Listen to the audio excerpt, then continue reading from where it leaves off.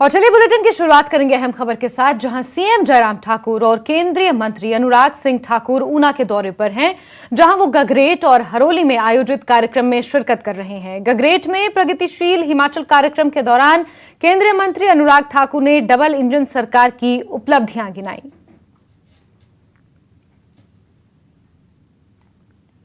और आज हिमाचल कैसा है, हिमाचल तब और हिमाचल अब, इसको समझने की आवश्यकता है।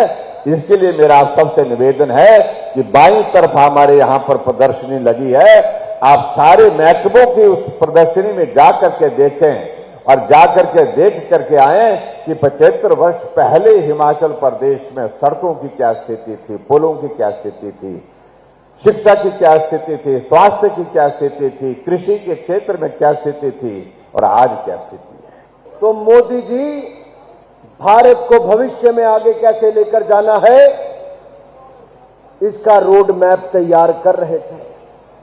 और केवल रोड मैप ही तैयार नहीं किया मित्रों, इसी आपदा के समय जो हमने निर्णय लिए, हमारी जीएसटी की कलेक्शन जो कभी 1 लाख करोड़ भी नहीं होती थी, अब वो 1,40,000 करोड़ कम से कम हर महीने होती है।